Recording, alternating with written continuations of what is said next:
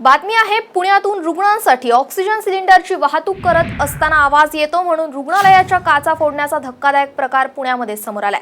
पुण्यातील खराडी भागामध्ये असणाऱ्या रायसिंग मेडिकेअर हॉस्पिटलवरती ही दगडफेक करण्यात आलेली आहे। हॉस्पिटलमध्ये कोविड रुग्णांवरती उपचार सुरू असून काही रुग्ण हे ऑक्सिजनवरती आहेत, त्यामुळे दिवसातून 3 ते 4 वेळा ऑक्सिजन सिलेंडरच्या गाड्या या ठिकाणी येत असतात।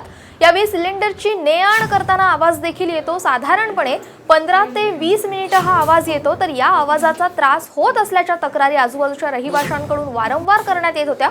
मात्र आवाज कमी न झाल्याने चिडलेल्या आजूबाजूच्या काही रहिवाशांनी हॉस्पिटलवरच दगडफेक केली आहे। यामध्ये हॉस्पिटलच्या काचा फुटलेल्या आहेत, तर सुदैवाने कुणीही जखमी झालं नाहीये। तर या प्रकरणी चंदननगर पोलीस स्टेशनमध्ये गुन्हा दाखल करण्यात आलाय।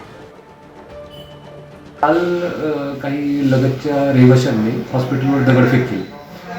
दगडफेकीचं कारण क्षुल्लक होतं की ऑक्सिजन सिलेंडरचा आवाज त्यांना सहन होत नव्हता। आता हॉस्पिटलमध्ये साधारणतः 16 पेशंट 17 पेशंट ICUमध्ये असतात। ह्या पेशंटमधले 3-4 पेशंट व्हेंटिलेटरवर पण असतात। ऑक्सिजनची प्रचंड रिक्वायरमेंट असते, तर त्यामुळे 2-3 वेळा तरी गाडी येते ऑक्सिजन सिलेंडरची। आणि त्यावेळेस जो 15 मिनिटाचा कालावधी आहे त्याच्यामध्ये सिलेंडर चेंज करताना थोडाफार जो आवाज झाला त्यासाठी आम्ही बऱ्याच वेळा विनंत्या पण केल्या त्यांना की थोडंसं सहकार्य करावं, परंतु काल त्यांनी टोकाची भूमिका घेतली आणि हॉस्पिटलवर दगडफेक केली। आणि आता घेऊयात 15 मिनिटात 30 बातम्यांचा वेगवान आढावा। नाशिकच्या सुरगाणा तालुक्यामध्ये मुसळधार पाऊस सुरू आहे। वाकी नदी दुथडी भरून वाहत असल्यानं झगडपाड्याचा फरशी पूल आता पाण्याखाली गेलेला आहे, त्यामुळे नागरिकांना नदी पार करण्यासाठी जीवघेणी कसरत करावी लागते आहे। या भागातील नागरिक आपला जीव धोक्यामध्ये घालत वेगानं वाहणाऱ्या पाण्यातूनच चक्क बाईक उचलून गुडघाभर पाण्यातून नदी पार करतायत। दरवर्षी पावसाळ्यामध्ये वाकी नदीला पूर आल्यानंतर हा फरशी पूल पाण्याखाली जातो, त्यामुळे नागरिकांना आपला जीव धोक्यामध्ये घालून प्रवास करावा लागतो।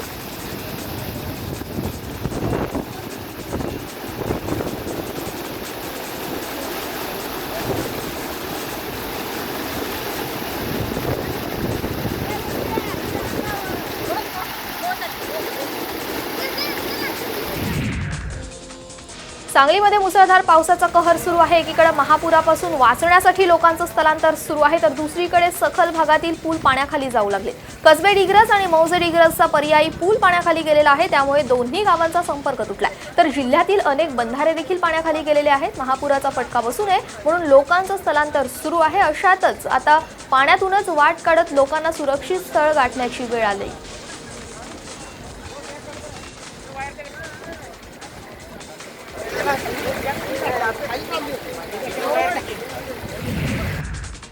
सलग 3 दिवस पडत असलेल्या पावसामुळे कोल्हापूर जिल्ह्यातील अनेक गावांचं जनजीवन विस्कळीत झालेलं आहे। पन्हाळा तालुक्यातील जांभळी खोऱ्याला बेटाचं स्वरूप आलेलं आहे। कमरे एवढ्या पाण्यातून दूध आणि इतर साहित्यांची वाहतूक सध्या केली जाते।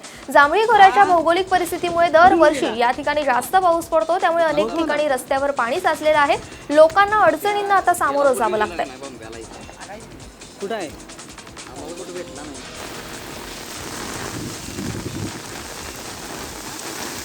रे वाकू नको।